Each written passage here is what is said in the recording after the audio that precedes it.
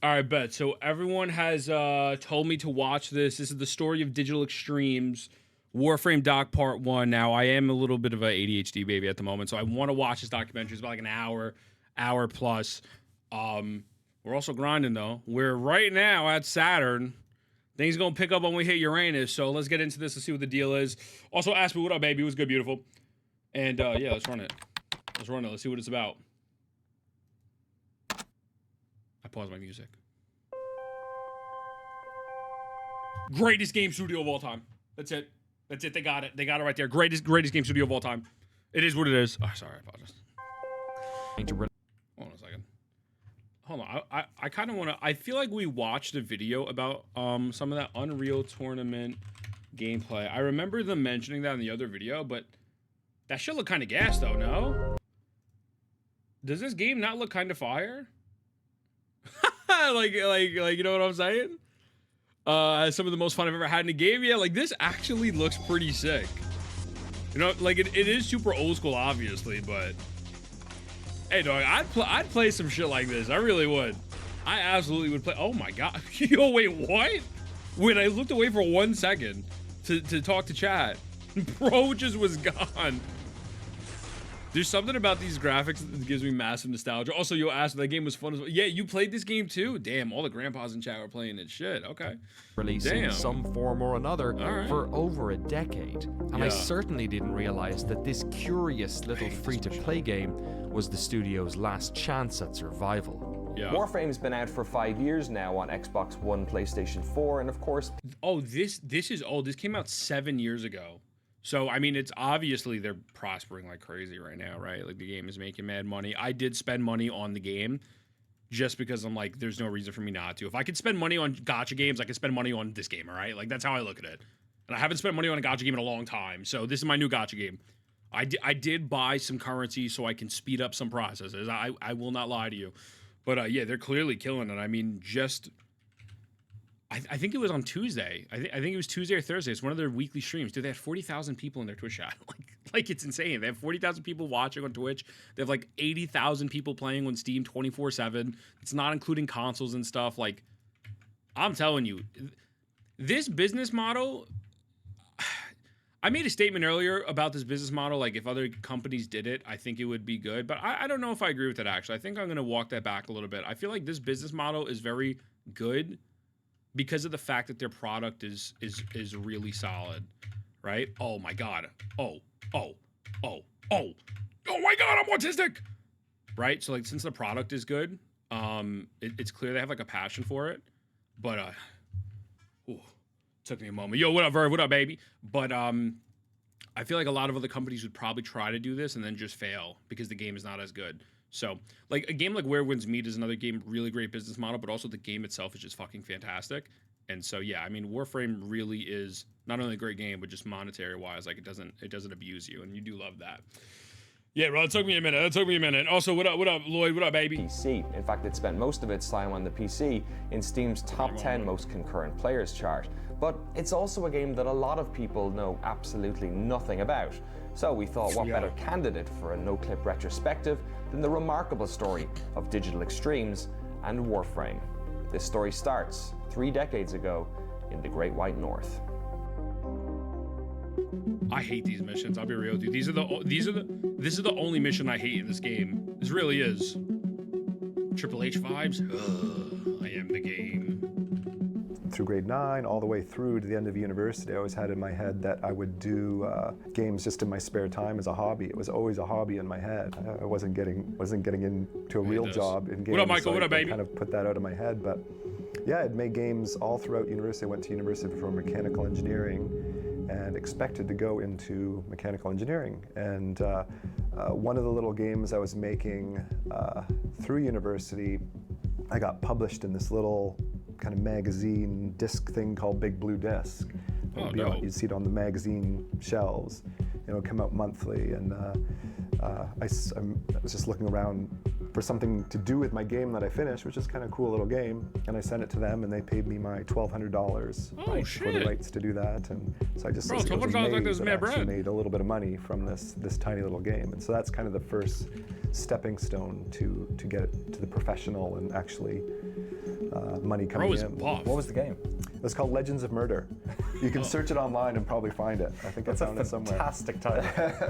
And it actually works. I was I just just playing it a dumb couple chat? months ago. Right. Download it somewhere, and it's it's funny little game. I still be, thought at that actually. point it would be a hobby in that, and I thought it'd be fantastic if I could make a little bit of extra income from that. And so as I was finishing university, I was a big fan of Star Trek at the time, and it was kind of, and then a game called Star Control had come out. I just loved this idea in my mind of combining those two things, and I ended up making this game called Solar Winds, which was just finishing up as I was graduating university. Damn, bro made mad games. And right around that time, I knew this game was a little bit bigger, a little bit more interesting, a little bit more viable as a real product. And so I remember playing Hugo's House of Horrors, which was a shareware game at the time. I actually physically wrote an actual letter to David Gray. I do believe his name is. I can't believe I remember that. And I sent the letter off to him. I asked, can people make money from shareware because you're giving it away for free? And he wrote back and he told me about CompuServe. It was a good online area where people discuss games and shareware and stuff like that. And he said, yeah, some people make a few bucks and some people make $1 million. And of course that, my mind exploded. And I think from there, that's like, where I I'm got about onto to make a bag. CompuServe, and I found out about Apogee and Epic Games.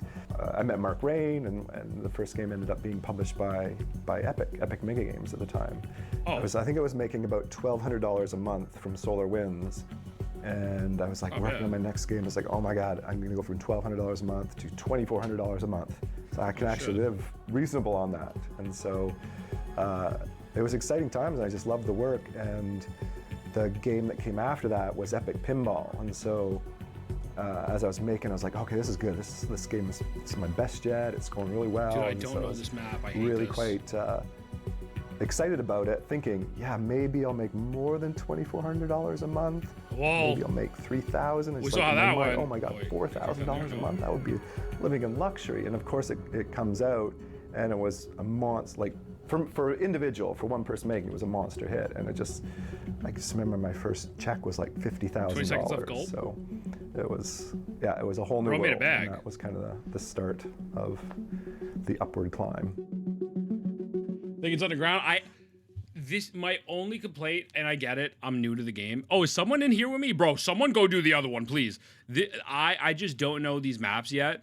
This is the worst mission. This is the only thing I hate about this game. That's it. It's only this mission, but it's just because I have a skill issue. But bro was making money and making a bag. I mean, W to him though. W to him on that, straight up. Clearly this guy liked making video games and shit. By the time James had finished his marathon of work on Epic Pinball, he was pretty tired of making pinball games. But Epic would be Mega too. Games, the game's publisher, knew that a sequel would be wonderful business. Yo, James that's pushed such back, saying crazy he didn't have the pinball. creative energy to work on What? another pinball game. So Epic's Yo, have you ever seen a pinball background like this? What the fuck? Yo, wait, what is happening? suggested that he hire some people to do the work for him. Okay. This was the foundation of Digital Extremes. Is this what is it like back in the 90s and shit? Epic pinball at the time as a kid? Damn, bro. Shit. You really are old. Goddamn, Monk. That's what we watch. Yo, what up, Frenzy? What up, baby? We're watching a documentary on Warframe. Hope you're doing good, man. Welcome in. The amount of time I played the pinball game on Windows XP is wild. I mean, I've played pinball too. I just didn't know that they had like backgrounds and shit. Was it like playing music as well? Or, I mean, it's interesting. It's just an The interesting first game thing, for you the know? team, Extreme It's crazy Pinball, to see how much was gaming another has hit. evolved. While James's new team was working on pinball, he was taking his first steps into 3D game design. Okay, and it's bet. through this that a decade-long collaboration with Epic would begin. Is that game still available? The game that we just looked up? Is that game still available? Because like I would be down to play it. Just to play it one day on stream to chill. Also, God bless your soul for doing this. Yeah, Frenzy, this is my first day back to streaming, so I'd be down to watch it a little bit later today. I'm not against it. Legit my first day back. But yeah, like is that shit on Steam or nah? Like where can I buy that other game at? Like I would absolutely smoke y'all in this. Like this just looks so fire. Double Today we often associate this franchise with Yo, what Epic up, Games. Mitsuru? Good morning, The baby. original games were born out of a tight collaboration between the two studios. Between the two, they were around 16 people working collaboratively on the project. During the development 16? of Unreal, the Epic team traveled to London, Ontario to work on the game, while the team at Digital Extremes traveled to Raleigh, North Carolina, where Epic is still based, to work on No, UT9. I don't want to play Pitball.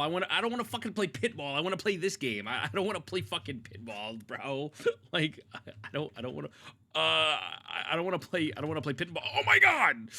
I hate you, Sean. UT9. The rage As baited. intense as Unreal was, and hard, and I suck. really just trying Alright, to ship bro. a game, Alright, Unreal Tournament was, Just I kidding. think, felt more creative and a little less pressure. Is but this that one of the allowed first us to games make like even this? A better game, I think.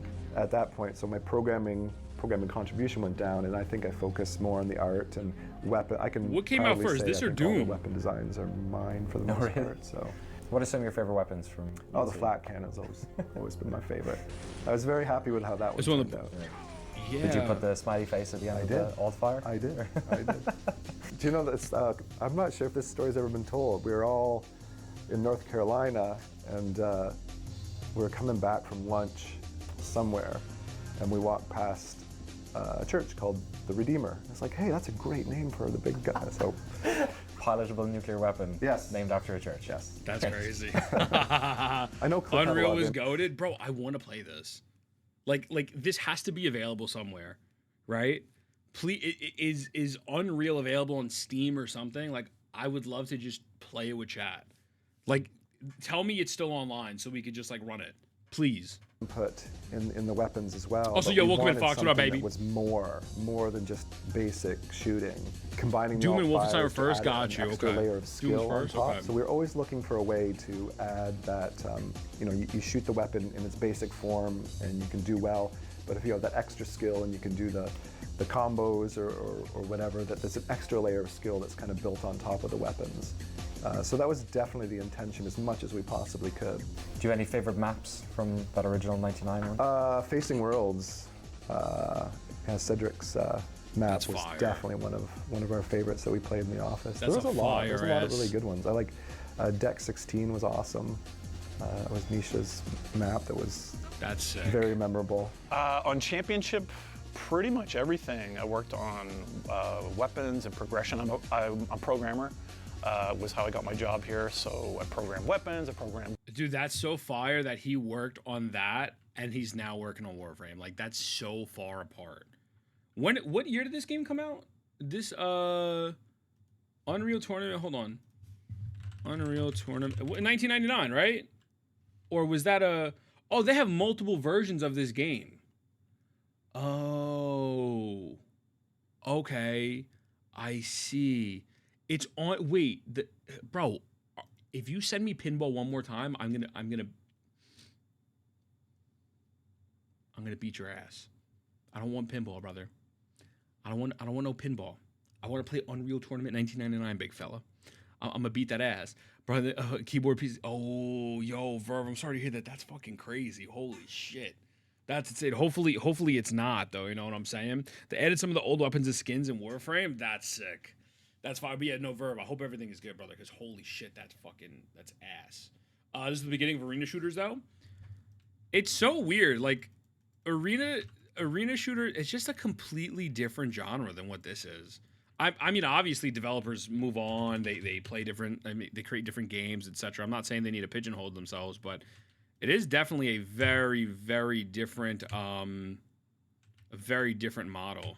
So it's just kind of surprising, you know. Like, shit.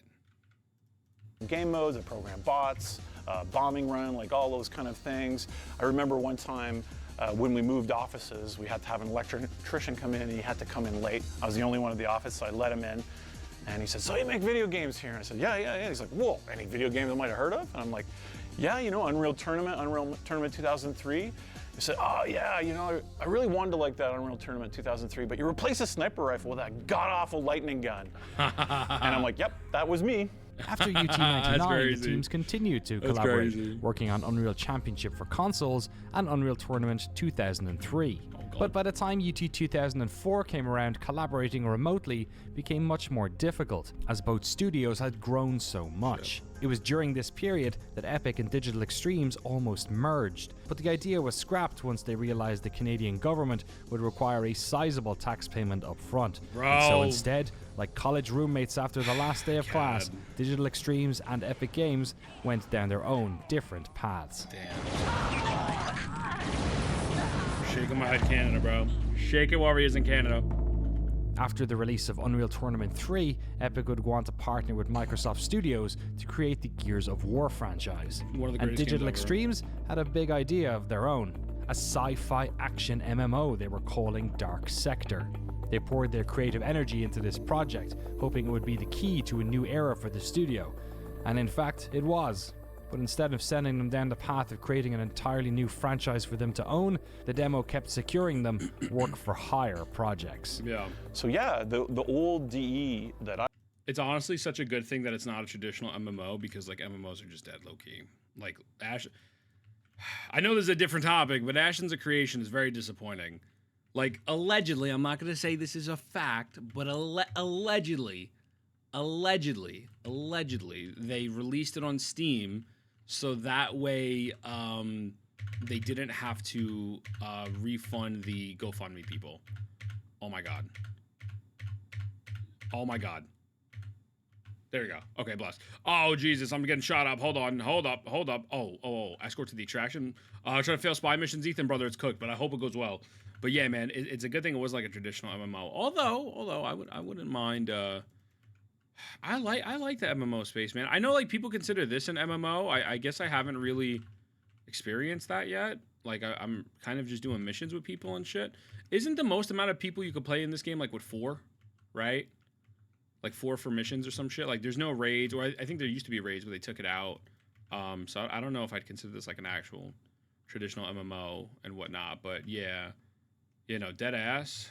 Very, very good. They kind of pivoted away from that because holy shit, it's cooked. worked at, made some cool Unreal games with Epic, and then we hit the pitch circuit, right? Here's our idea for games. You know, we tried to make this crazy sci-fi game that was called Dark Sector, that wasn't the Dark Sector that shipped. Oh my God. And that was, I remember that was living out of a suitcase for 6 months, traveling Europe and West Coast with a tech demo in a cube PC. You walk in, you show this tech demo, and they say, this is awesome. He had a Steam This is machine. great.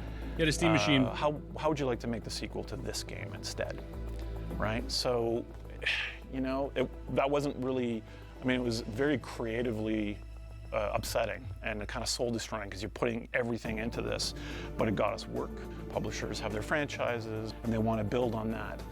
And so we did that. We did what we call work for hire. Work for hire is we're going to pay you a lot to grow an extreme amount to your breaking limit, so that you have all these people to take care of with their families, their mortgages, and their hopes and dreams. We're going to pay you just enough to get to the end of the project. You better pray it earns out so you can get your royalties back. If I look back on my career, it was probably That's a pretty crazy fucking story where it's like, hey, yeah, we don't have any money. We don't care about your game, but what you could do is you could just make our game and you can make our shit look really good since you guys are talented. You're not talented enough to make your own shit. And maybe if you do a good job, you get your money back. And then they wound up making Warframe. Like, that's such a fucking crazy thing. Yo, Gib, what up, baby? It's just an insane story to think of. I'll be honest with you. Like, it's kind of like that picture perfect, like, that picture perfect Disney shit. You know what I'm saying? There you go. Yeah. Yeah, no, I'm fucking with Warframe. I'm locked in, man. I'm tapped in. I'm tapped into this, and honestly, I've been playing like a bunch of MMOs offline. Consulting for Take It or Go Broke. I mean, yeah. I mean, obviously they had to do what they had to do. It's massive respect, but it's just crazy to think like they were talented enough to do work for hire, but people didn't want to fucking thingy. Nix, didn't you just add me? I feel like I just accepted your name. No, I feel like you just added me, or am I bugging? Was that someone else? I literally just accepted someone. I thought it was you. biggest personal This is mistake. my bad. I got you right after. I got you right after. I got you. Good money coming in. We weren't that big. We were quite successful. But we had our eye on, like, let's make something like the next Halo, like something huge, right? Because the games are at that point were getting bigger and bigger. Halo, man. And that was exciting to us, and we wanted to be, you know, AAA, huge, biggest games. And so Halo's we'd cooked. come up with a demo or pitching ideas to publishers looking to use their money to make some product. And it was definitely a challenge that went on with us for many, many years, looking for that product of our own. When possibly the better decision at the time would be to have been taken our own money and made our own small little product that was fully funded ourselves, that wasn't striving to be that big, massive blockbuster. Then that's your own money, it's more risky. More risky, but then you have full control over it, because just when you're doing a work for hire project, I mean, it's their money, so you're doing what they want, and maybe you never know exactly what they want, or they don't know what they want. And if you look at our history and most independent studios' history, when they have full control, complete control over the product they're making, which often only comes if you're funding it yourself, you will make a better product. Yeah. For over a decade, Digital Extremes would Unless you're Bungie. work predominantly I'm sorry, yeah, I gotta throw cheap shots at Bungie every time I can, bro. Like, straight up, Bungie is just garbage. Like, Bungie is just ass. But yes, in theory, if you have creative control and you're able to control every facet of your video game and what you're developing, you should be able to develop a better product. Now, you know, Destiny 2, you know, I don't care, man. I don't care how many times I gotta say it, shit's ass. in the cutthroat world of work for hire. What many studios do when they're in this situation is scale I'm up gonna for play it soon. projects and Yo, then Furry, what conduct up, baby? widespread layoffs What's good, brother? afterwards. But James was from the area, and Digital Extremes was the only up, studio Gim? in town. His employees had roots, families, friends, mortgage payments. So him and the team did anything they could to keep contracts coming through the door. What this meant was that their Dark Sector idea kept getting kicked down the road while the team worked to keep the lights on. The Yeah. studio partnered with Toronto-based Groove Games on Unreal Engine shooter Pariah and its sequel of sorts, Warpath. They took a contract to help create the PlayStation 3 port of BioShock, all the while wow. shipping around their Dark Sector game. Okay. We had this idea, what would Metal Gear and like the Dark Crystal be if you put them together?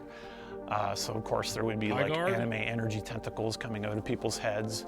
There would be really cool robots, but the metal would be organic and changing. You know, we had a lot of ideas, science fiction that wasn't necessarily just like James Cameron science fiction. We wanted maybe some Frank Herbert science fiction.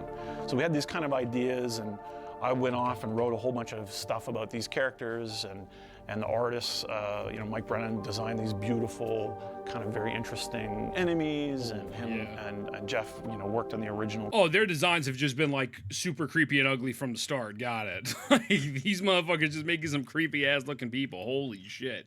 Like, goddamn. I mean, like, this one ain't that bad, but like the one before, like, Warframe knows how to make you very uncomfortable, especially with the asshole planet, because the asshole planet was a different level of craziness, like, straight up. Like, I just will never understand what they were thinking when they made it. It was fantastic. I thought it was fire, but like, what did bro consume to make a planet that's literally based off of an asshole, and then have like a family member in that, like, just like a family in the asshole that pop out? It's just insane, you know? Yeah, I'm rushing to Uranus right now. Yeah. Kind of what became Also, High Guard's not as bad. People are giving High Guard too much hate, man. I'm sorry. It's not that bad. But I'm happy you're enjoying it, though. I'm happy you're fucking with it. Excalibur suit.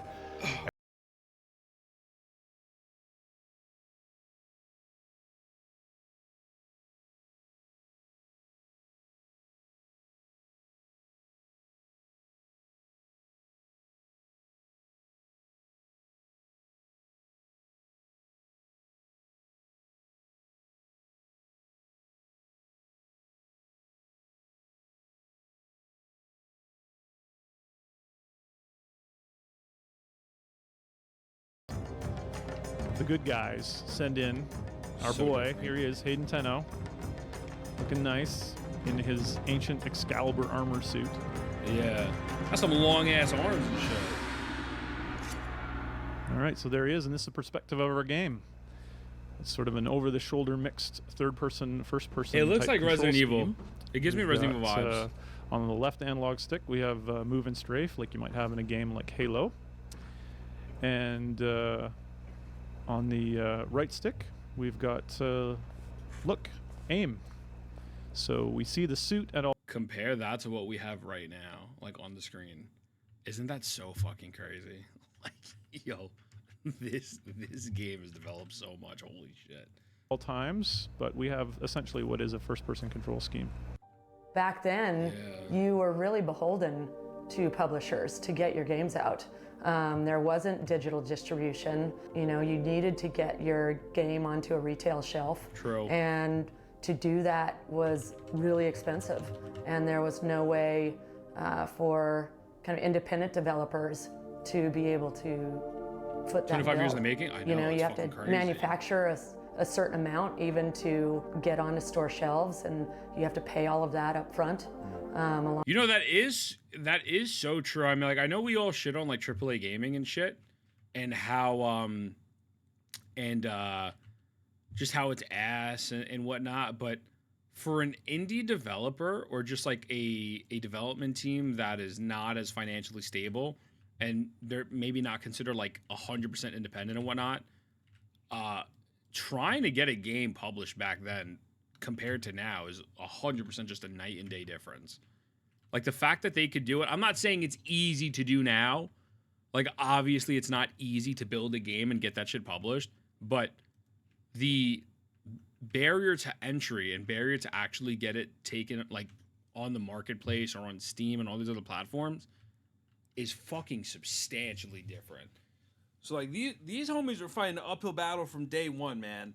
People are rightfully mad because one Concord could have funded 100 Warframes. Yeah, I mean, again, like, I understand being mad at like Concord and shit, but I'm just saying, like, in the perspective of like again, you know, you look at a development team. That's why indie games are thriving right now, because of the fact that you don't need $500 million to make them, and distributing them is nowhere near as hard as it was previously.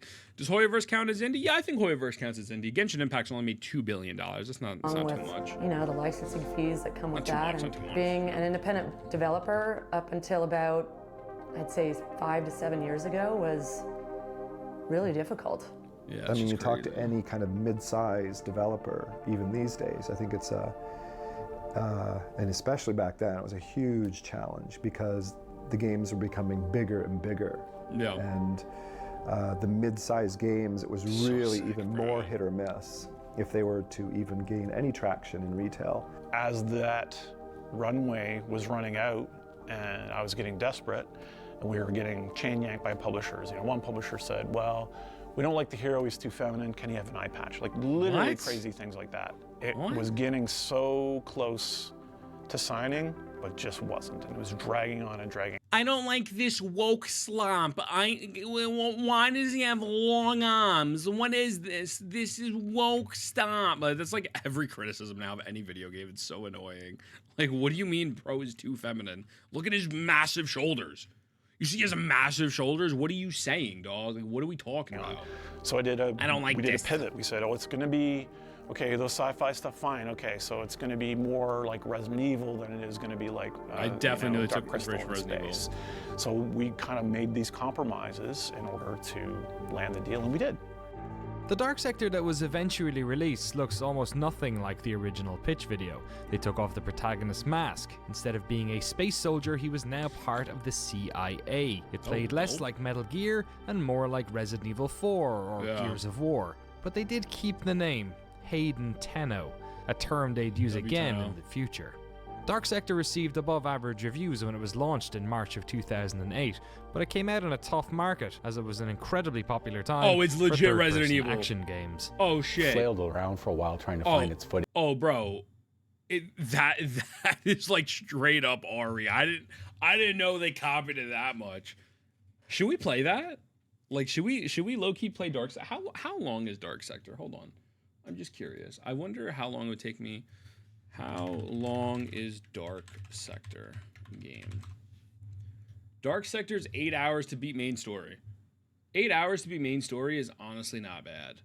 5 to 7 hours taking the main path. Maybe we do a marathon stream one day. Yo, what up, Call? Good morning, baby. What's good, brother? What's up? How you feeling? We're just chilling. We're watching some Warframe stuff today. One HSR patch. And find what the actual gameplay was and how we integrated the glaive with the gunplay. Glaive. And the cover system that was in existing games like Gears.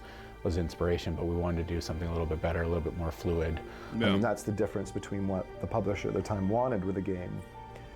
They wanted something that was more grounded and more kind of set in reality that people could relate to. Who the fuck is that at me?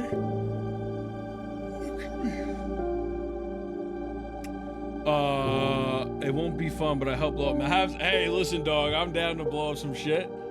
I'm down for that. Has anyone played this game, or did y'all just play Warframe? But yeah, no, I appreciate you, Furry. I'm down. Extreme's Dark Sector project hadn't gone exactly the way they wanted to, but at the very least, it had been competitive at market. Plus, I really like this documentary. I don't know if anyone's watched it. It's way older than this. But the original Smash Bros. Documentary, it kind of reminds me of that. Like, this is like from 7 years ago. Not as like high quality camera, high quality microphones and stuff. It's just kind of like pretty, I don't know. It's giving me like an old school vibe, right? Like the way this guy's telling the story is really fantastic, but it's, I don't know. It's taking me back. It is taking me back. I fucks with this. I think it's a really good doc so far. another game at the door.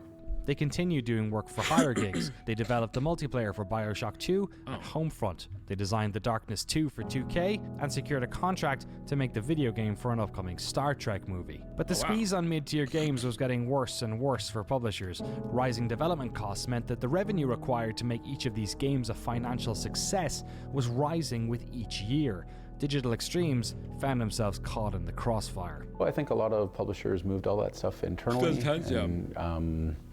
You know, that mid-tier developer, you know, I think we saw the writing on the wall is those pitches and those things were harder to do, and the quality bar that the publisher required and the risks they were willing to take they weren't willing to take them anymore. So it was like, okay, well, we're gonna have to figure out something else. You know, Star Trek's ramping down rather, and soon, you know, there won't be any more milestone payments coming in to keep the lights on.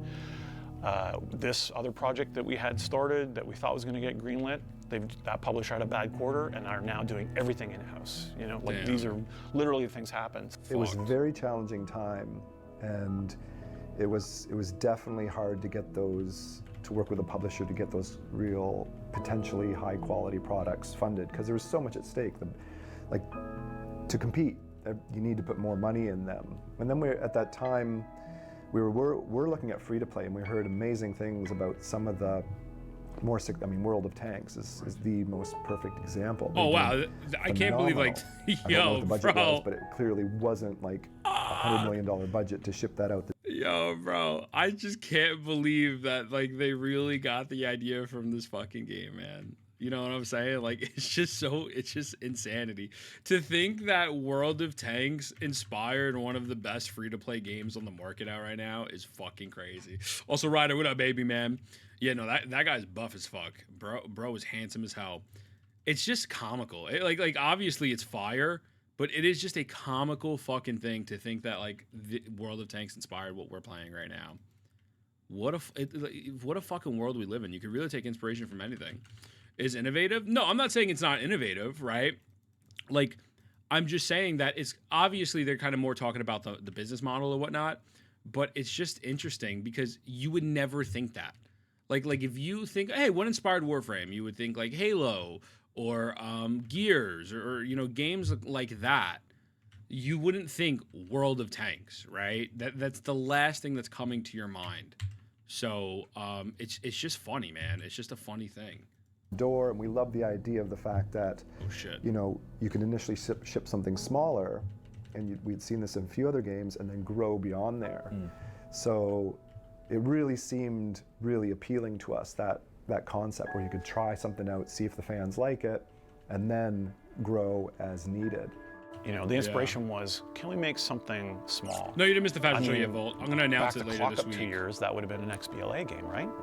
But XBLA didn't seem to be landing the hits that maybe independent developers like we were hoping it would. And so that seemed like, okay, well, here's another option. My interest was not, you know, free to play, let's bilk the players, right? My interest was, well, the scope of that sounds like something we could do with how much we have left. And a better better work, because that's it. Was it scary, the idea that, like, because you're not Oh, swimming in completely. It was our capital? last. It was a Hail Mary. It was Right. like, it really was. How close to closing were you guys, or how close to bankruptcy? Or? Yeah, really close, really close. Yeah, I can tell that story. It was pretty. It was super close. It was. We knew that this was our last chance, and we had a couple $1 million extra, like, to do this with. We studied all the games out there. A couple, like a game called Drakensang, which I really enjoyed at the time, and World of Tanks, and was it Battlefield Heroes? I think had done all right. So we were looking at anything out there that looked like it was sustaining itself. I told Steve and the guys, you know, you got 12 months. That's it. There's like nothing but 12 months. I mean, it seems like their attitude going into the free-to-play mindset. I know people said that they were super predatory when it first launched and whatnot, but clearly their pivot, they were in touch to know that they had a pivot to not make it super pay-to-win, which is what made the game have so much longevity, which is a massive fucking W. Yo, Hillron, what up, baby? What's good, bro? Tried to make a version of Dark Sector multiple times. We had made this kind of weird MMO prototype using Unreal, and we had kind of servers and you could jump between them, and it was kind of starting to feel almost like, you know, it was very precursor. The original Planet Side was coming out, and we're like, oh man, and World War II Online, like people were starting to make these kind of action games, but with an MMO context. We were really attracted to that. Steve had always thought of a Dark Sector sequel where we go back to the Space Ninja demo that we had done, and he's thinking like a small space pirate raid. So we'd kind of do randomly generated ships. You'd raid these ships, get loot, and come back. With that original idea of his, you know, he kind of thought of it as a small, maybe like PSN or Xbox Live game type of thing that we just never really had the opportunity to make. So when we were thinking about going into the free-to-play, this seemed like a really good, small, tangible demo that we could make. And it was, for us, it was like this thing we really loved that we really never got to execute on. A few of us went to James and said, okay, we think we can do this really fast if it's this and it's small scope. And we think that co-op is not as served as it gives us an opportunity not to be kind of going against the giants. The team had a round of layoffs, but they were still 250 people large. Steve was put in charge of a small group, around a dozen people, who put together the demo for this new free-to-play game. Taking ideas as early as the original 2000s Dark Sector MMO, and much of the gameplay and visuals from their failed 2005 pitch of Dark Sector, they put together a demo of their spaceship raiding game in just under 2 months. Then Stephen Meredith went back on the road to try and pitch this game to free-to-play publishers looking for any sort of cash injection to help them keep the lights on. It just looks so different. The largest free-to-play publishers in the world, the richest. You know, I don't need to name them, but you can just like Google, who's the richest? Here they come. And they walked in. Nexon Perfect World. Dude, Nexon, has Nexon done anything of relevance other than, I think they make Vindictus. I believe that's a MMO that they make that I don't think it's very popular anymore though. Do they have anything going on for them? Sell gold ammo per shot, that's fucking crazy. Maple Story? Oh, is Nexon Maple Story? Is it? Okay. Well then, yeah, Maple Story's still huge. I didn't know that. I forgot that Nexon did that. We have Maple Story still. They're probably getting carried by Maple Story. Blue Archive. Is that the gacha game? Is that that's a gacha game, right? Blue Archive, I believe. Damn. Okay, so Nexon still got yes. Okay. All right. Well, you know what? Nexon still got some. They still got some clout in the streets. They still got something going on there. Okay. Nexon America messed up Vindictus, Dragon Nest, and Maple Story. Filthy fucking Westerners, man. Straight up. Filthy fucking. We're just the worst. Like straight. I've been begging my mom, like, why couldn't you have me in China? You know, like every time I get yelled at on Twitter on the gotcha community, like, stupid Western CC. I'm like, you're right. I'd be begging my mom, like, let's restart. Let's just go to China. Let's just remake me. You know what I'm saying? I like Vindictus. Yeah, I played a little bit of it when I was a kid. It was a cool game. It was dope. But yeah, I'm sure they probably fucking turned all of them down and said, nah, she's whack. I said, this is great.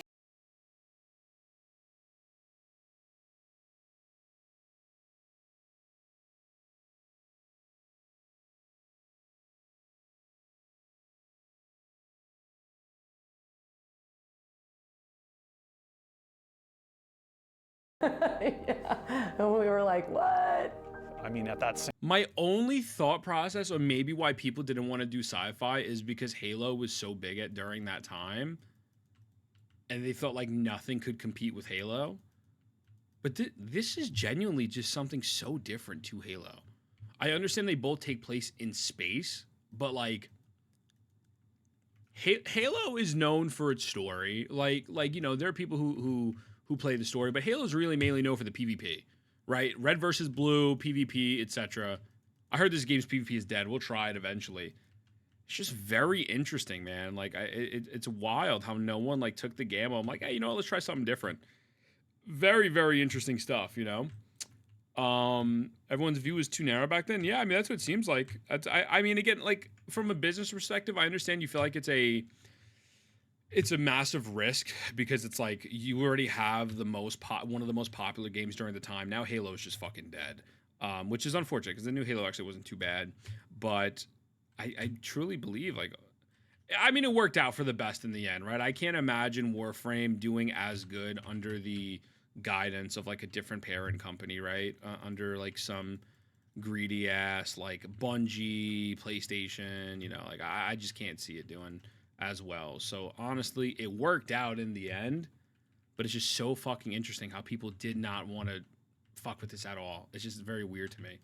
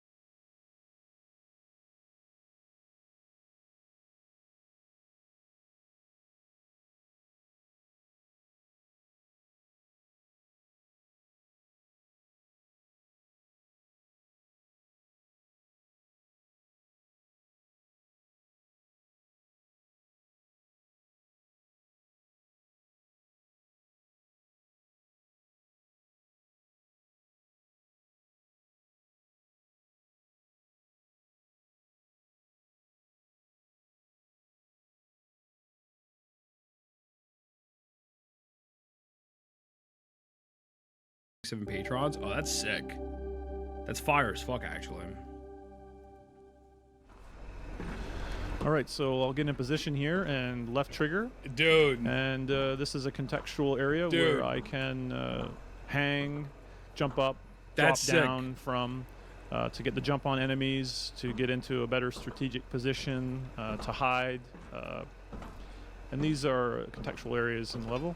Okay, left trigger up, and I hop up. And better get in here, and right trigger. Yeah, take that. I love how they still carry this ugly suit head motherfucker from the beginning to the end, bro. Nice shadow kill there, and that's done sneak attack with the right trigger. What a fucking allows us to kill guards that are unaware of us. And of course, if he was aware of me, it would have been a much different situation. So I'm going to show you focus now, and that's talked about left trigger and right trigger. Each stand. Wait, let me get the second part up. Give me 1 second, guys. Let me go. All right, bet we're on part 2. How to take a pee at a GP. Go Pith Girl. Go Pith Girl. GP. Go Piss Girl. GPG. Go Piss Girl. All right, let's check it out. Let's see what the deal is.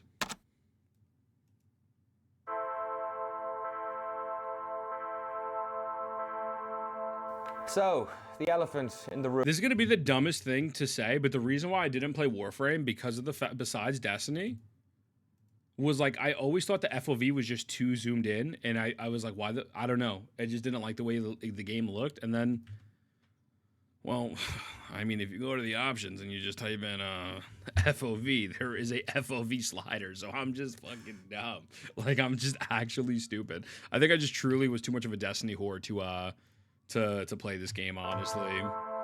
So, you can scale it back, the elephant in the room, at least for those of you who have never played it, what exactly is Warframe? Warframe's a fun-ass At game, its bro. heart, That's what it Warframe is a loot shooter. You play short levels really fast to gather items that help you unlock new Warframes. Yup. These Warframes are varied around combat and elemental themes, allowing you to use entirely different powers, weapons, and ways of movement. Some are melee-centric, others utilize magnesis, electronics, or spores. One bard class plays music to buff other players, music that can be written using an in-game What the sequencer. fuck? You can play single player or co-op. What There's a the fuck? They got PvP Guitar Hero? component, What an up, open Godhand? What world up, baby? area, clans, a story, customizable pets, frames, ships, and loads more. Yeah, I got everything, dude. The Warframe of today is strange and varied, a bizarre game built atop the foundations of a very different experience. So, to understand the game as it exists today, we must first go back to that early prototype, to a Digital Extremes that had 9 months. It's kind of wild because like the game does have a little bit of I don't know, a lot of people I feel like when Where Winds Meet released, right? Everyone said the game is garbage, especially IGN, but I did see other people echoing the sentiment because it doesn't master in anything, right? It does too much. It's like, oh, jack of all trades is a master of none, yada, yada, yada. But I feel like Warframe is pretty fucking good in a lot of areas and does a lot of things. And I don't really see people saying that about the game. Maybe it's because it's not as, I don't know. I don't know why people don't say that about Warframe. Maybe it's just like that good of a game. But like Warframe has flying, it has all these different types of missions, again, all these different types of mechs, these play styles, mods and shit. Like it's pretty fucking goated. Whatever IGN calls a game garbage. Oh yeah, if IGN says something's bad, it means it's fantastic. But it's just interesting though, because like Warframe does have a lot of depth to the game and a lot of different facets to it. But I don't normally see people say that about Warframe. So I don't know. It's just kind of like an interesting thing I just randomly thought of. To make a free-to-play experience that might just save the company. Gaming community's been more So toxic. our company was focused on finishing up publisher stuff, pitching new stuff, things that were getting canceled, stuff like that. It was kind of imploding, right? It's no fault of the people that worked on those things. I mean, the ebb and flow of the economy, a publisher has a bad quarter. Who's the first to go? Well, the contractors, and that's us. So that 9 months was trying to build as many of the beginning Warframes as possible so that we could have, a minimum set, and then trying to invent an infrastructure for this kind of so-called back-end, because we have MMO light features, account persistence. None of that stuff we had any understanding of, building all the stuff you need for independence. Now you got to make your own IGN gave Alien Isolation 6 and they was giving the last Trash King Kong game 6 out of 10. Yo, bro, IGN is just actually worthless. I'm sorry. Those motherfuckers have the worst fucking opinions ever. Also, was good, Sensei. What up, baby? Like, genuinely, I've never seen a company kill any resemblance of credibility they've had faster than them. It's just so depressing. It's depressingly pathetic. And I think the really big, like, Where Winds Meet is what really opened up my eye to it. I was like, oh, wow. Like, okay, you guys are just actually fucking dumb. So, I wish there was, like, a new... I mean, I guess there are people who kind of, like, review games now, like, before you buy, dude, shit like that. But there definitely should be a new kind of, like, leading force of people who sit down and get early access to do those types of game reviews and stuff. Because IGN, GameSpot... I don't even know if GameSpot still exists, etc. Like, those motherfuckers are just unreliable, right? I don't really trust them anymore with those things. Every time I see like an NBA, a 2K, a Madden, a WWE game get anything higher than a 7, I'm like, you guys are just fucking lying. Because it's fundamentally the same game over and over and over again every fucking year, right?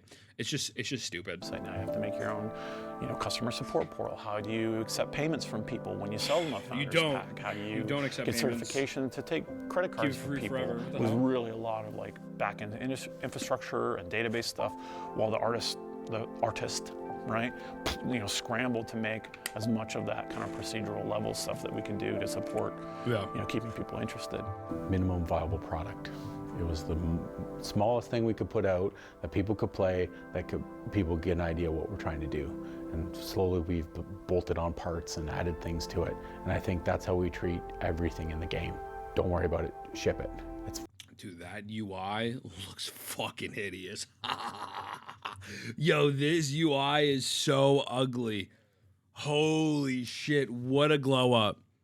This looks like this looks like that 1999 game they made.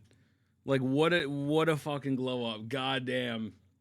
That bring back memory? Yeah, of like the Cold War in the 1950s, right? Holy shit, this looks horrible. To it. And I think that's how we treat everything in the game. Don't worry about it, ship it. It's fine. It's good enough for 1.0. Ship it. Okay. Wake up, Tenno. Oh my god, that's where the meme came from. My name is Rebecca Ford, and my current job title is Live Ops and Community Oh, she's the GOAT. Cool. Current job title. What was your first job title? Community. No, I think it was just intern. Okay. so W that the actually GOAT. intern would have been the first one. I started my internship in January of 2011. Cool. Had you ever worked in the industry before? I was still in third year of university, so I sort of just came and never left. Did you finish university? I did. I did. No one ever asked for proof, but I did. Oh, shit. It's true. When I first started, we were finishing The Darkness 2, so that was just sort of at the tail end of development, and I didn't have a role in any of that really. I just kind of one of the greatest CMs of all time. I'll be real with you. I've only been playing this game. I've only been like kind of paying attention to the game for the past month and a half or so. I don't think I've ever seen devs as well as community managers more locked in with a community than Warframe ever. Like genuinely, it is so hard not to support this video game. Like, it's one thing if like, you could say the gameplay's not for you, maybe the movement's a little bit too fast, or like, you know, just like ADHD, whatever. Like, I absolutely understand that. This game truly might not be for everyone, although I think it has something for everyone, high key, because it is really fucking fantastic. But just like seeing how transparent they are, how interactive, and like, they go live on stream like what 2-3 times a week. They talk to their community. They treat them like fucking human beings and not like a slot machine. It's fucking fantastic, you know? Yo, what up, man? What's the quote of the day? Well, I ain't gonna say it in this video. I always thought maybe to take over the Steve. Yeah. And now they're working on Soulframe. Again, I haven't tried it yet. I mean, I played for like 5 minutes before, so we're gonna play Soulframe this week. Maybe we'll do Soulframe tomorrow or Wednesday. Maybe we'll dedicate Wednesday to Soulframe. Probably play Soulframe Wednesday. But yeah, I think it's hard. I can't imagine a world. I mean, obviously everything is possible, but like I can't imagine a world where like people turn on them. Like they just seem like such down-to-earth, good human beings. And obviously it's still a business. It has to make money, but there's a line that they don't cross, or at least recently. They might have crossed it previously based on what the Legendary Drops video we watched. Or at least what you guys were telling me when we watched it. But yeah, fucking massive W to them. Also, May, what up? What up, baby? And figured where I could help. So I was doing like launch parties for the products and just general office things, stuck around, and then Warframe really started becoming a reality in early 2012, so just mentally, and then it really hit the ground in around July, and I knew at that point that this would have been an opportunity, and luckily the people that Canadian I worked with W felt Canadians, the same way, bro. so they were like, yes, this Love will need Canadian. community My wife's support, Canadian, and I was you know like, what I'm yes, I saying? will Like, do this. straight up. So pre-Warframe, was there a community team? No. Okay. And when did you figure out that, oh shit, we need a community team? Probably when we realized we were going to do it all ourselves. Not only do we need a community, we probably need to support these people, so I started the support community, forums, all that stuff. I think we were so, I don't want to use the word desperate, but I'm kind of going to. We were so desperate for this to work that we wanted to be in the thick of it as this alpha phase was happening. So we wanted to see what the problems were, where the issues, appeared to happen for the game, for the bugs, for all these things. And it really just had us glued to our communication outlets, which would have been the forums at the time exclusively, just watching. Rebecca joined the team and helped in any way she could, even going so far as to voice the character of the Lotus, Warframe Space Mom, who guides the player throughout their time. Oh, Lotus is her? Oh shit, I didn't know that. Wait, that's kind of crazy. What the fuck? I'm sure someone in chat, Lotus is talking to me right now. I'm sure someone in chat told me before. I did not remember that. Wait, okay, that's pretty sick. Don't stay in the same place forever? Yeah, no, for sure. I mean, look, I'll be honest with you, man. When you're making like a game, or it's not even a game, dude, it could be anything. If you have like a strong sense of community and you're providing a product, and even if that product is not good at the moment, but people believe in it or they believe in the vision, as like if you have a strong community, people will fund anything. Like people will literally give you money if you're transparent and like truly have a good sense of community. Now, granted, we're using this as not the great. I think it's a decent example. A game that did not do this is like Ashes of Creation, right? Ashes of Creation created a really, I don't want to say parasocial, but Ashes of Creation sold people a pipe dream and they didn't live up to the hype, but everyone thought it would be this next big thing. And people spent $500 to get access to play that video game, right? On the first Kickstarter. They've raised over $25 million in support. And now look, they're shutting the fucking game down, right? And apparently there's potentially some foul play at hand. But the point is like they were able to develop a level of community engagement and trust where people said they're going to look past all of the negatives. And that game had a lot of fucking negatives. Like a lot of fucking negatives, man. Cult. I don't even want to say cult, man, because it doesn't need to be a cult. It really is just like a decent sense of community. Like if you come off, I'm not saying you should fake it, by the way. I think you should 100% be real as fuck about it. But like if you come off transparent and that you care for the people that you're interacting with, you will eventually be successful. And you don't need a million fans, 100,000 fans, even 50,000 fans to be successful, to make money, right? You just need a decent enough dedicated fan base that's supportive. And so, again, obviously, so what happened with Ashes of Creation, allegedly, I don't know what's going on, but that's the point. Like, so it's a massive W that they did this from the jump. The game. Honestly, the closed alpha was launched, and the team kept a watchful gaze on Dude, look how rough it looks. Through emails and forum posts, they zeroed in on what bugs they needed to fix, what powers felt imbalanced, all while adding in new meshes for the Warframes. Warframe needed satisfied players, because if this project was going to work, it needed to start supporting the small team that was developing it. They drew inspiration from the success that many niche games were having on Kickstarter and decided to put out a founders package for the game. This package would include a bunch of the game's currency, platinum, along with exclusive equipment, forum badges, Warframe sigils, and keys to the upcoming beta. The team had never sold in-game items before. Is that they're not afraid to buffer and nerf things in servers. Yo, what up, M16? Yeah, I appreciate you. Yeah, I mean, it's pretty sick. It seems like they're really in touch with what's going on. You know what I mean? It seems like they're pretty in touch with what's happening, which is awesome. You love to see it. This is complete 20 minutes of survival at Titan Saturn. 20 minutes of survival at Titan. Oh, okay. Okay, we gotta get to Titan. Yeah, if anyone was going to buy them. I can kind of like put my finger on the most optimistic I'd felt, which was when we started our founders program, which was sort of our own Kickstarter version of the game, which was basically you can become a founder of Warframe, and that means that you'll sort of have meant it was successful if it turns out. Dude, imagine that you could brag about that. Like, yeah, I was a founder of Warframe. You know what I'm saying? Like, and look at where it's at now. That's pretty fucking fire. I think there's correct me if I'm wrong. Did Fortnite not start off as like a founder type game as well? I'm pretty sure if you donated money to Fortnite, you got certain cosmetics. I feel like I'm right on that. Founders of Excalibur Prime. Oh, okay. Got you. Am I bugging though? Did Fortnite not start off as like a really small game? That's why it had the PvE aspect, but the PvP blew the fuck up. But I'm pretty sure it had a Foundry program as well. I gotta Google this. Give me a second. I'm 90. Did Fortnite start off with a fundraiser?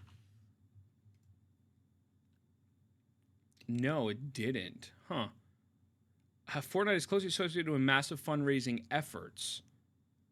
Maybe I'm thinking of something else. Maybe it's not Fortnite. No. Oh, wait. Fortnite fundraising ends? Oh, no. That's for... Yeah, okay. Maybe I'm thinking of a different game. You still get V-Bucks for free as a Fortnite founder? Wait, so you do, right? I don't... when I Googled it, it said no. I mean, they were raising funds for like Ukraine, which is like W, but like I don't know. Maybe I'm bugging. Maybe I'm thinking of a different game. I don't know.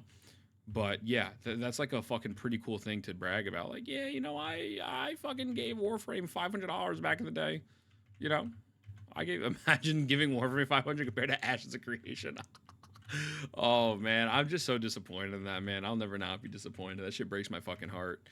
Absolutely breaks my hearty. Out to be that way. Shit. And I remember watching real time as the first Grandmaster founder purchase came through, and at that point that was someone spending $250 to support Warframe for what it was at the time. That was like the moment when I realized people care about this game, right, as much as us. And I remember running into the office in November and right into the middle of a programmer meeting. They're all talking about problems, and I just burst in the door. We made $1,500 yesterday. Oh shit! You know, and they looked at me. Shaq, can someone donate 5,000 subs real quick? Right? Or It's the not enough to 1,000 keep subs? the lights on. You know, but my God, the look of shock on their face that people would actually pay for Warframe. You know, they were astounded. Yeah, it was crazy. And what really at that time was the most scary was doing free to play and doing it wrong, because we were doing it wrong early on. We were selling power, no customization to speak of really at the time. We didn't really have a lot at the time except a fun, free, downloadable game that you could shoot and be a ninja in. It's so insane how this came out 7 years ago. So this came out March 2018, and they understand that selling power is a negative. It's a negative in the sense of the consumer feeling. Obviously, monetary-wise, it's a massive W, and you'll make a fuck ton of money. Depending on the market. I feel like the Western market doesn't have as much tolerance for selling power as like Southeast Asia markets with like Genshin Impact, etc. But they clearly knew, like, hey, this is not going to fly well. Should have made a gacha game, honestly. They probably made more money, you know. Crowdfunding before Kickstarter and shit, got you. Had been out for a short time by the time we started PS4, got it. Okay, bet. It's just cool to see that they made that pivot. I mean, granted, they probably had to. I would assume that it didn't do as well as they expected, and so they had to pivot. But you know. In-touch developers, who would have thought, you know? Who would have thought that could happen? Warframe is a game that many consider to be fair free-to-play, but that wasn't always the case. As the game moved into closed beta, it had a supercharge system that allowed players to double the capacity of their gear. But there was no in-game way of unlocking this system. It was only available if you used real-world cash to unlock it, meaning those who were willing to spend could effectively be double the power of those who weren't. Yeah. The reason I don't like the Warframe here leveling up is if I go into this, there's nothing else to do, because I need this upgrade, Orokin Reactor, and without it I can't take this Warframe any further. Oh wow, okay. But you've got to use, you know, real money to do that. We come back to the studio, I think on January 10th, 2013, we took out the pay-to-win-ish things that we realized were horrible. This wasn't, and we realized it because the community was like, whether they paid or not, they were hating this thing, and we were like, wow, this really is awful. So out it goes. 2013 starts off with the DNA now slightly, you know, radiated to be fair free to play. With the open beta 3 months away, the team was desperately trying to get attention from the press. But back in 2013, free-to-play was a term that lots of traditional gaming sites were staying clear of. The team was having trouble getting the word out to new players, but their communication with the community was beginning to create a lot of goodwill around this new IP. Yeah. The growing buzz would eventually catch the attention of PC-focused YouTubers, and it was through that Warframe got its first big break into the mainstream gaming zeitgeist. Ladies and gentlemen, my name is Total Biscuit. I'm here to ask and answer one simple question. WTF is Warframe? Warframe is a free-to-play co-op third-person action game developed by Digital Extremes. They brought you games such as The Darkness 2, Dark Sector, and they were of course involved pretty heavily in Unreal Tournament and all manner of different things. They've had in terms of the public gamer consciousness, there was a before that video and an after that video. Like, no question in my mind. So Biscuit, yeah. And for me, like, that was very indicative of how important it is to reach this viewership and everything. I don't want to say that in like a needle finger, like let's get the viewers, because that's not what I'm trying to say. I'm trying to say is people love looking around and finding new sources of entertainment. So, 100%. You know, YouTube is one of those. Certainly potential involved in Warframe, definitely. It's a very high fidelity, obviously kind of AAA quality, free-to-play game. But it, I think, has a long way to go before it can really define itself as absolutely top tier and really have the content that's going to keep people playing for longer than a couple of days. I know.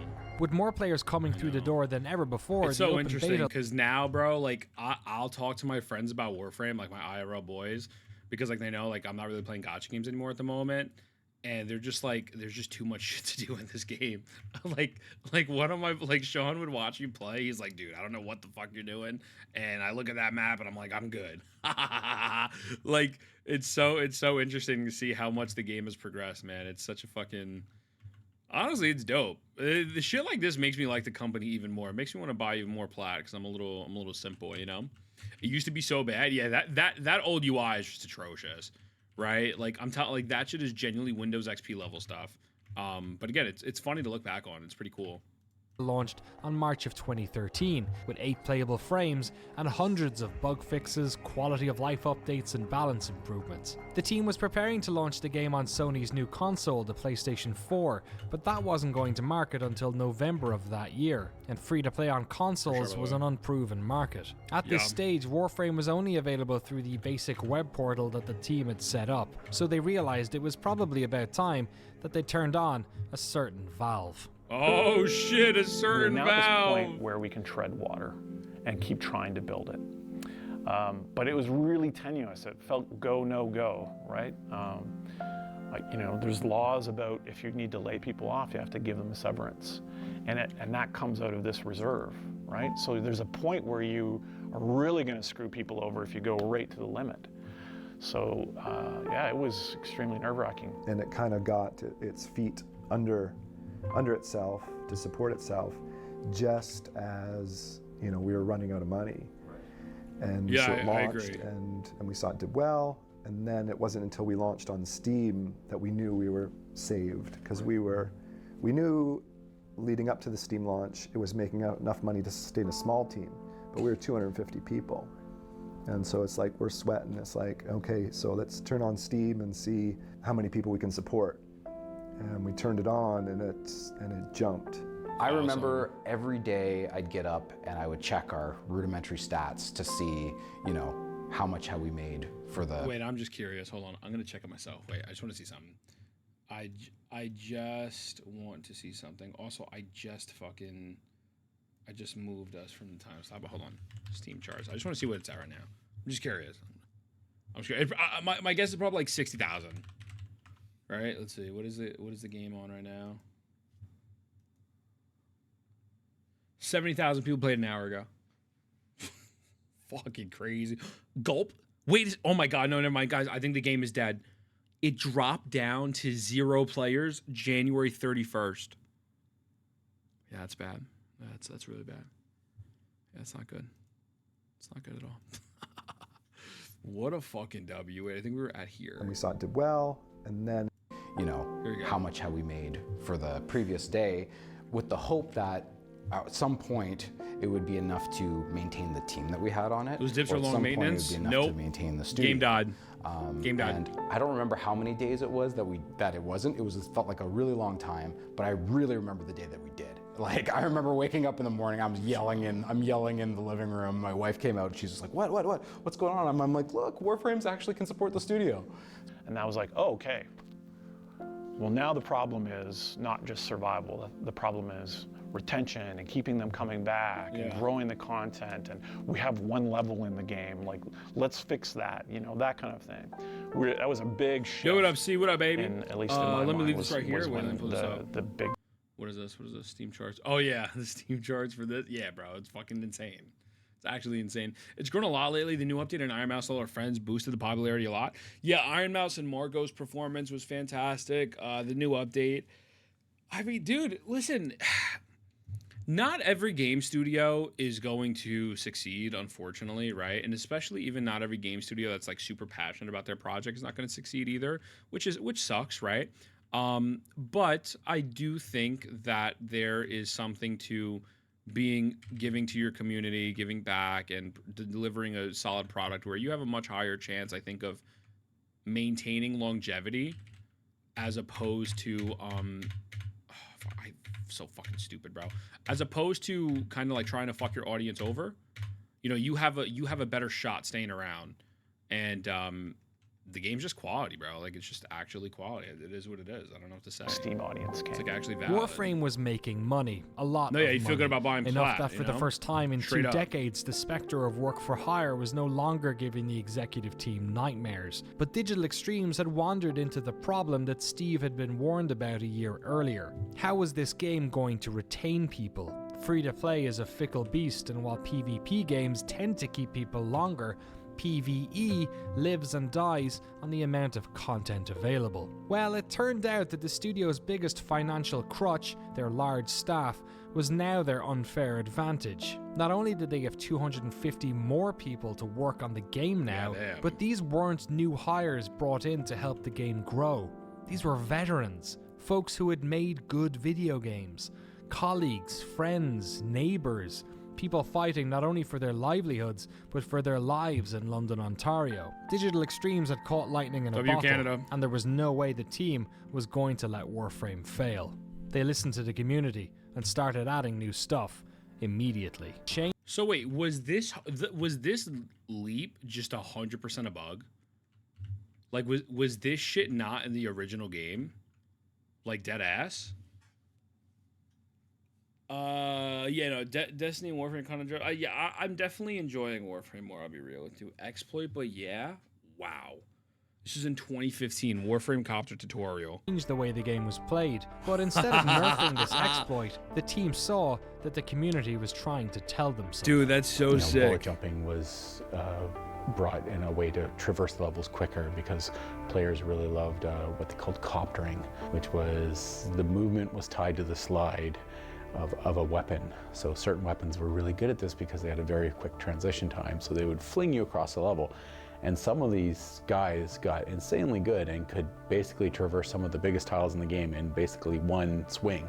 And I was like, wow, it's kind of game breaking, but we love that they love the flow of that. So instead of just nerfing that and moving on and going, no, you can't do that, we kind of embraced it and brought it into the core gameplay, but in a more controllable way. And I think that's kind of been the philosophy, is like the community. Right now, funny enough to move around, but there it's instead got you. Slap your hand, you can't do that. No, dead ass. They said, fuck that shit. You want to do it? Let's throw it in there. I actually think that's so fucking sick. You know what I mean? Like they straight up said. I mean, look, I'll be real with you. That's probably the best decision they could have made because it just makes the game feel way more unique. Like oh, this is max rank, God bless. Way more unique than everything else. So I think they made the right decision. Like, they absolutely made the right decision by adding that to the game. Because I'm not saying that if they didn't add it to the game would be bad or anything, but this is like one of the core identities of the video game at the moment, right? And so by them adding that's just fucking fantastic. Also, another weapon for me to level up. Yippee. We're gonna get a new frame tomorrow. We'll get a new frame tomorrow. And they worked on making melee weapons more viable. Yeah, no, exactly. It seems like they really refined the fuck out of latches it. onto things for a certain reason instead of just smacking their hand and saying, no, that's not my vision. It's like, how can we embrace that and how can we bring that into the game? Dude, that's the greatest fucking thing ever, bro. Listen, don't get me wrong. Like, when developers making games, obviously they have their own vision, etc., and they want to stick to it. But I think a lot of the times, you know, we've seen it in the Arknights Enfield stuff, like with the Taboro videos and things. Yo, Nick, no worries, brother. I appreciate you, homie. The developers are kind of approaching it as like, hey, our vision, like, let's work together type shit. And I think that's fucking fantastic, right? Because without these people buying the game, sorry to tell you, you got a fucking business. And clearly they know that. And it just is like a really solid attitude to have, as opposed to, fuck you, you're going to eat this slop and that's it. And obviously, not all criticism or not all feedback is good feedback. You need to filter out what's good and what's bad. But I think people pretending that, like completely ignoring the audience, say, oh no, we don't want to do this because this is not something we planned, when in reality, it could be something that completely benefits the player base. A lot of game devs probably say, yeah, nah, fuck that shit, we're not doing it. So again, this is a massive W just off of their philosophy alone is what I really like about it. They're really fucking cool, man. I really went from disliking this game because like I truly just loved Destiny so much as a kid to being like a glazer, and I don't really care. Like I don't give a fuck. I'll glaze the fuck out of this shit. This shit is fire. Like I don't know, man. Like it's dope. And it really is. And not just remove it outright. For the core gameplay, I think it's been an evolution of things that the community has wanted, things that we've wanted, and the marrying of those combination. Yep, exactly. Reading the reaction to the community has been critically important for the success of Warframe. Hotfixes would come sometimes 2-3 times a week, adding new content, fixing bugs, changing the user experience. This balancing act between adding new content and fixing issues the community has is a constant back and forth battle the team has struggled with, and they found that the revenue the game makes from in-game purchases can be matched to how popular the latest content drop is. The better the update, the more players play, the more money the game brings in. Yeah, that makes sense. Still in beta, by the way? It'll be in beta forever. That's fine, though. I don't mind that. The hardest part about Warframe's life, I think, is the fact that it's clear from that data that Warframe needs to update to stay alive. The longer we don't update, the less people come check out the game, the less people stay in the game. Yeah. So you have those two competing schools, stay in the game and come play the game. And then you have us, who has this 5-year, now 30 gigabyte behemoth that needs to be updated to stay alive. Right. They can't like be complacent and just like drop something and come back in like a year later, right? Like they have to actually do that. New content in March? Really? What the fuck is coming in March? Didn't they just have a massive release like in September, October? Am I bugging? You know why they're in beta? If you heard something interesting, by the way, what about that? Real talk, it's finally something you really love. It's when the hypocrisy comes out making glazing look bad. I mean, listen, I think the game is fantastic. I'll be real with you. I think it's fun as fuck. I don't care about glazing a game, right? I glaze games all the time. Like I don't know, Kingdom Hearts 2, one of the greatest games ever created. Witcher 3, one of the greatest games ever created. Resident Evil 4, right?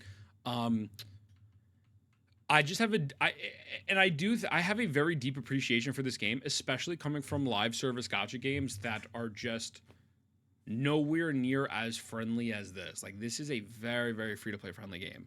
And the community is also just fucking nice. I don't really think I've had many mean comments other than people telling me I'm fucking dumb because I think I thought Destiny was a copy of Warframe. I mean, Warframe is a copy of Destiny, but as I said before, like I didn't know about the timeline. But other than that, like it's been fucking fantastic. I really don't have anything bad to say at the moment. If I come across something that are fucking, you know, that I don't like, I'll say it. But I don't know. It seems like the game has so much content, so much variety, so many frames, so many weapons, so many ways of playing that like, what the fuck can I be mad about? Like, I'm in space right now flying around. This is fucking insanity. Like, what fucking game is... Bro, this is crazy. I'm literally in space flying around. Like, boy, there ain't no way. Hold up. I kind of want to do this mission with sound. Ah, fuck it, whatever. Just like, this is ridiculous. How do you explain to someone that you've been talking to that, you know, we will fix your bug, but we also really need to add this new thing, or people won't come? And they're like, well, stop adding shit. You should fix it. And you're like, we have to do both. I literally met an acquaintance I hadn't seen in a while, and he said, I tried playing your game, and I opened that screen with all the cards, and I thought, I'm not smart enough to play this game, and I didn't play it anymore. Rafe Koster is one of my favorite game designers, and his book Theory of Fun is just like my go-to. That makes sense. That makes sense. He wrote about how many times they changed the new player experience for Star Wars Galaxy. Right. And every time it did not affect their washout rate. Really? Yep. Here we redid it again. Nope, retention's not any better. We still have this many % of people load it up, play it for a bit, and never come back. And we've done the same, you know. We work on this and we try to fix those things. We get stats and numbers and we get data scientists. So. Why do you think that is? People are smart. They look at it, they see that complexity, they know, they smell that means this game is going to take a lot of mental energy. And you're going to have to read Wikipedia if you want to min-max it. And they know I'm either in for that or I'm out for that. Yeah. Does this Netflix series have 24 episodes or 10? Right? It's a big commitment to play Warframe. One of the big parts of my job, which is how much time are we going to burn on a new player, and how much time are we going to give to that 1,000-hour player?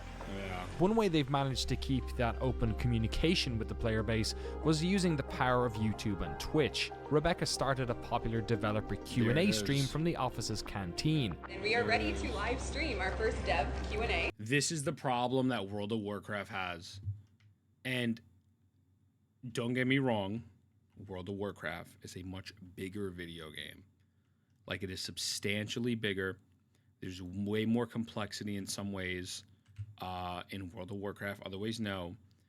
But this is a it's fucking sick seeing them put the effort to do this and try to find an appropriate balance, because obviously you don't want to sway the pendulum either way too much, because then after that you will lose new players or you will lose your returning players. And so again, this goes back to just communication and transparency. I'll be real with you, communication, transparency, and life just in general is the best fucking way to go about anything. But an absolute fucking W on how to handle pressing business matters and keeping your consumers in the loop. You know what I'm saying? You don't want to dumb it down for newer players. I don't think it's even about dumbing it down, just thinking about the accessibility. And I don't know, the game does feel very accessible. Granted, I don't know what every mod does. I think one of the reasons why I don't mind too much about this game, like let's say hyper optimized meta, and I haven't sat down and watched a million YouTube videos on what mod is better and this and that, is because from what everyone has told me, pretty much everything is viable. And when you build an environment that you can pretty much clear the game picking whatever you want, I mean, why the fuck would I care? You know what I'm saying? Like, I'm not trying to be like, eventually I'll get to like the min-maxing point when I want to figure out all the mods and what it does and whatnot. But like, dude, I'm just fucking leveling shit. I'm chilling. I'm playing with people. Some missions are a little bit harder than others, or maybe I have to swap to a different weapon. But at the end of the day, if you're able to use prime frames that are like fucking 10 years old, 8 years old, and still complete the content, do you really need to worry yourself about being a meta slave? Most likely the answer is no. And so that's the other thing about the game. The game is very much accessible, but it requires someone to make a choice to learn and seek answers. Yeah, no, exactly. And that's what I'm saying. Like, the game is not going to be for everyone. But, like, it does look very overwhelming. Like, 100%. It looks very, very overwhelming. But if you take the moment, it's not too bad. Like, you just play it. You also don't need to play to be an Omega Sweat. You could just play it because the movement is second to none. The shooting's smooth as fuck. The sounds are cool. The characters look cool. The fashion's fire. It's like there's so many different things for different types of players where it's like, again, it's a situation of they have a lot of shit for a lot of people and they're doing a good job. So yeah, I don't know, man. I think this is a massive W. I keep saying that. I think it's a massive W. Okay. Hello, everyone. Welcome to DevStream 107. Yay. This is also Bro, our 107? anniversary of DevStreams. Bro. We've been streaming since the end of February 2013. It is now 2018. So if you, That's not true. yeah, it is. If you've tuned into all 107, then way to go. You've made it to more than all of us, I think. They started an annual fan festival called TennoCon, where players of the game travel to London, Ontario to attend panels, hang out, and meet their Maybe fellow I'll go to Tenno. one of these, They bro. even created a way for fans to sell their own frames and weapon skins. Oh, this program, called TennoGen, has earned some members of the community enough money that they've been able to get off unemployment benefits. Wow, what they have the a partner fuck? program where they support 200 content creators who stream and upload videos about Warframe. They have a weekly community show called Primetime, and two of Rebecca's community team members, Megan and Danielle, run console-specific streams every week. They use the Yo, Twitch Drops program, what? which enables players of the game to get free in-game goodies when they watch Warframe streams. Over the course of Warframe's life, this community has grown organically. I don't really care about the mission right now. Some I'm play trying to all watch. year, some are newbies, others are returning veterans. But the cycle of players is always tied to new content. So to try and keep things fresh, every once in a while, the team throws a curveball. What was happening was we were doing our routine, and Warframe's routine is great and it lasts, and it has sometimes, I think it has a saturation point of people needing a pivot for Warframe. So the 2 years prior, the pivot was cinematic quests, right? came out of nowhere. No one was sitting there saying, I want a story that's going to surprise me. But they were saying, I'm bored. So how do you treat boredom with ambition, right? So you kind of have this repeated scenario where you can see your players are bored. They're asking for stuff, but what they're really saying is they're bored, right? And yes, you can deliver this feedback loop of, okay, we'll buff this Warframe, we'll change that, we'll change these missions, and that matters a shit ton. That matters so much. But to treat the boredom at a different level, you need to shock and awe. Right. Interesting. It's almost like the things you need to do are A, listen to your community, and B, not listen to your community. Like what? I'm saying, like, basically take your vitamins every day, right? Like, you will be healthy, you will be happy, it's good for you, it's good for us, but you know, sometimes you need a new flavor, right? So you're still trying to keep the maintenance up of this back and forth relationship, but you need to change things sometimes, because if we had just released a weapon week after week after week after week for the last 5 years, we wouldn't be sitting here having this conversation. What we did do was we continued to release those weapons, but we added cinematic quests, we added Arcwing, we added Lunaro, which turned out no one really plays, which is fine. You're allowed to make mistakes, that's cool, but you need to try. One of the areas where the team needed to try a lot was the game's economy. The challenge of creating real-world payment shortcuts for the loot grind fell on the shoulders of Sheldon Carter, and it's a responsibility he doesn't take lightly. The guiding tenet is try not to push them so that they're gonna, grind their face off to get something, but also give them enough variance so that getting those resources is interesting. Despite best intentions, there's always something where we need our community to tell us, hey, this is too hard. We had things with Kavats, one of the pets that came out. There's, too many scans. You had to scan wild Kavats in order to have enough scans in order to incubate. Oh, this is the gotcha one, right? Baby Kavat. And it was just feedback from the community. They're like, hey, this is taking me, is this what you wanted? Did you want us to spend 2 weeks on this? No, that's not what we wanted. We wanted you to do it. We want you to have to use the systems we have, but we don't want you to, spend forever. When we first designed Kubro's, or myself, when I first came up with the Kubro idea, we wanted people to be able to change the fur pattern and colors. So we had a lever, basically, for all intents and purposes. It was a button you could push and it'd be like, oh, if you want to pay, this is it. So much platinum, you can change the color. And then you could you could take an imprint of that and you could trade it to someone else. So it wasn't, we're trying to give you a way to you could get something cool and then you could give it to your friends. And we saw, a guy pulled the lever 200 times. And it's just like, oh my dear God, what have we done? We've made, we've created a slot machine. Right. And so imagine. It was a couple days. I think it took us to take it out, a day and a half. That one is a big regret. Obviously that was insanely profitable for someone to be doing that, but that's not what our design intent, and that's not what the intent of the game is. So that's why it was, that's why we changed it. When you're dealing with something that does have a kind of a cash component, you have to really be careful. Of course that would be cool in a game where there was none of that, where you were just, putting in earned money into it, but as soon as you put it as a premium currency and people can just go, oh, dude, I've lost the plot of this mission. I'm kind of locked in on this right How much can I sell that to other people for? And you're like, oh God, can't do that. Yeah. I've spent the past few months playing this game, watching YouTube videos, tuning into streams, all to try and get a sense of what exactly it is about Warframe that hooks people. Bro, There's the moment-to-moment, the movement, the aiming, shooting, the inner loop. Then there's the outer loop of abilities, and then there's progression outside of that. But I don't think these mechanics alone account for why players find themselves attached to Warframe. I think a lot of it has to do with the bizarre universe that the game is set in. When the team originally designed this game, Mike Brennan, the lead artist at that time, didn't pull his sci-fi inspiration from Hollywood. Instead, he looked towards Europe and the work of acclaimed French cartoonist Mobius. Then there's the story of this game, a mix of unfinished ideas Steve had. I'm very excited to get to the story. I'm very, very excited to get to the part when the story picks up, man. That's why, I'm not rushing the game. I'm not rushing it, but I also am kind of I'm ready to get to the next planet, because that's when everyone's telling me shit's about to get crazy. So that part makes me very excited. Also, have no fucking idea what I'm supposed to do in this mission. I completely lost the plot because the documentary just actually fully submerged me. I mean, normally I react to videos and shit when we play games, but goddamn, bro, this one got me locked in. Locked the fuck in, brother. What do I do? Yo, what the fuck? Wait, can I just leave? You can extract? Yo, thank you, Michael. Jesus Christ. Okay, well, I just was not paying attention. Where's the extraction point? Is this not it? Fucking, what the hell? Transport the civilians, what you're supposed to do here?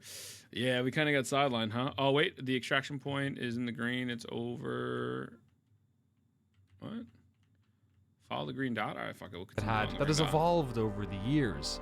Then there's the movement of the game, which came from a weird bug. The lore of the game, the design of the biomes and tile sets, all of this came from ideas the team had later, built atop the humble foundations of that early prototype. What this all has led to is that the game looks and plays like no other video game. Warframe is a weird-looking game. It's as beautiful as it is bizarre, and I think that's the surprise element that hooks Warframe players. We do deliberately put a twist on everything we put into the game, whether it's even just as simple as the terminology. We have scarves in the games, but we don't want to call them scarves, call them sandanas. You know, and it's kind of the same thing with the way we approach the sci-fi angle. You know, we have our Corpus, who are kind of the heavy tech enemy faction, but... Wait, we got 10 minutes left, bro. I'm going to full screen this. We're going to finish this off in full screen. Give me a moment. We will finish this off full screen. You know, Steve did this really cool thing where he said, well, they're kind of they treat greed as a religion, you know, and that kind of is a really great inspiration for how you kind of visualize that faction, and you can kind of bring in, you can kind of get a bit wacky, as we like to say, with kind of the design of this. We don't really have a lot of restraint for how far we push things in Warframe. It's really fun, actually, as a result. And even down to like vocabulary that's used. Like, you don't just use the word like cat for your like cat-looking. No, it could not be a cat. Right. It's a kavad, of course. A kavad. That's one thing that we've like there is no internal gospel of Warframe, but if there was, one version of it would have the entry of give everything a Warframe name. Right. And you can kind of see how that happened over time. Like early on, we had, you know, one of our amazing programmers naming our weapons, like the sniper, which is called the Snipetron, and it still is, like that's still in game. But now you see like names that are appropriate for each faction, and you know, like the Corpus names are Plasmor and like really sort of techie sounding, and then the Grineer ones are like the Stubba and the Stug, and like just like more visceral sounding. And that was an evolved language dialect over time. I think it's a weird organic sci-fi world that is distinct to Warframe, like that's it, and that art style definitely was the original draw for people to check it out, and it has been the reason that a lot of people stick around. And it does feel like its own thing. I don't think I can come up with something that reminds me of Warframe. You know, like I can't really think of a. Yeah, I can't really think of a game that. I don't know if anyone else can, but I'm not, yeah, I don't know. Yeah, I don't know. I can't really think of a game that has the same type of gameplay style, art style, names. It is very, like, these motherfuckers made a very distinct thing. Uniqueness of each character and the level of customization of those characters. Like, these Where Wins things Meat is are somewhat close. weird, and they are. No, so I don't mean monetization style.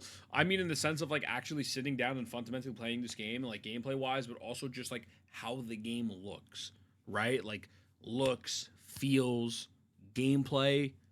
I can't think of something that matches that. I was talking about gameplay mostly. I don't think Where Wins. I maybe you're talking about like gameplay loop. I'm talking about kind of like maybe the feel of the game, right? And just everything else around it. I genuinely don't really. Like, gameplay loop could be similar, but the game itself, I don't know. I don't really think of anything like this. Good weird. The thing that I really like about how it's evolved is it's a very strong aesthetic. Yeah. You know, and it's a very divisive aesthetic. You know, you get people who love it, and I've seen comments where people, you know, they try to play the game, but they can't get past the art. You know, and in a way I kind of prefer that. I like that we make a strong statement Fuck you. versus Fuck just you being something that's kind of a bit more vanilla. I'm starting to figure out that perhaps what looked like maybe a barrier to entry is also maybe your like unfair advantage, is that you have this very idiosyncratic or very like unique world that once people are sort of in on, then they feel really they belong to it. I think you're entirely correct. That is absolutely, because when we first started making Warframe, my background, as I mentioned, is more on the art side, and my directive to the guys was make whatever you want. Like, let's just make sure we do the free-to-play right. You make what you're excited about. And so our art director is I think that's that garbage gun I was using earlier. What the fuck? Make what he loved, and I'm seeing as like, oh, like it's a little different.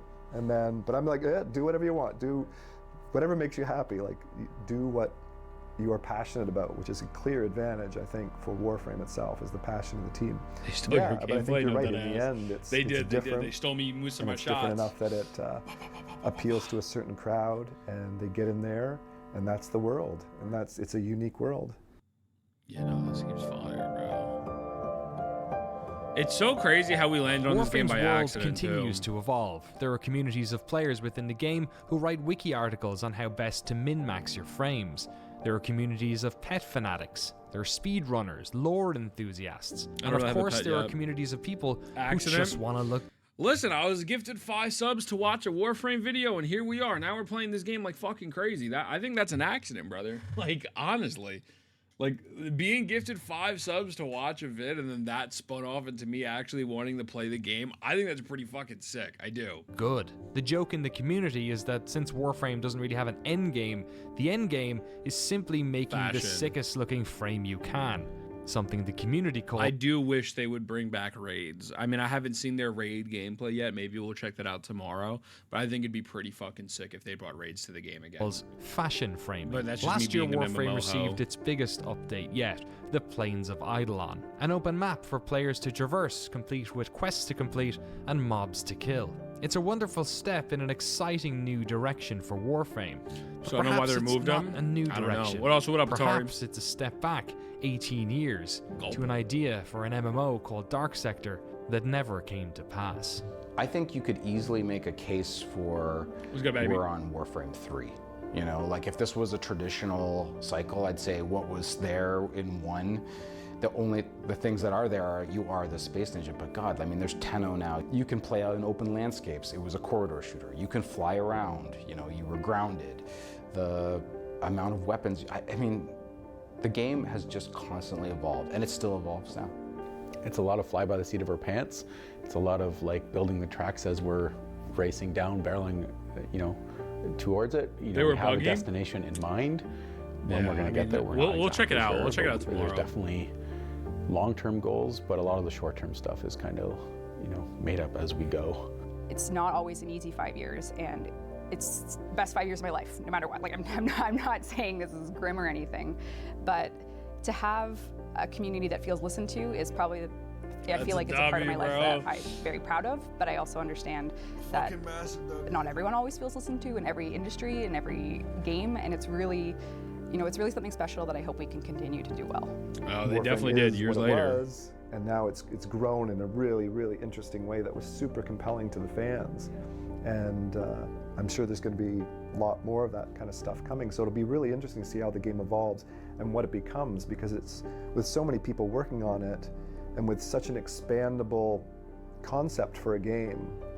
I'm just pausing because I'm looking at the Steam charts because I was curious. Like, this came out about 2017, 2018. Like 2017, 120,000. It's just been consistent for so long. And every time there's a new expansion, there's something new. Like there's a massive jump again. Like being able to almost hit your peak 5 years later is fucking crazy. Fucking insanity. I was just curious what it looked like back then. That's all. I apologize. I know we looked at the Steam charts a couple times with this game, but I just wanted to see like comparatively what it was like. Could it make it work now? Because look at Eidolon's and Elden Ring World. No, yeah, dead ass. Like expandable premise. I'm sure they'd be able to make. Who knows? I doubt people would probably want that type of. I don't know. Maybe people would want that type of content back, but I'm sure they could make it work now, obviously. But I'm curious to see what it looks like tomorrow. Where it could go, but it'll become bigger. Fucking documentary. The Plains of Eidolon. The Valid site of a fucking historic documentary. battle between the Orokin and a great sentient. These plains are a vast graveyard of the sentients who attacked the tower long ago. If local legends are true, you do not want to be out here at night. What a fucking fantastic doc. That is a great gaming story. That is a like picture perfect gaming story. I do have a video that I wanted to react to as well about like their monetization, so we'll probably check that out tomorrow. But that was a banger, brother. That was a banger. So W's in the chat.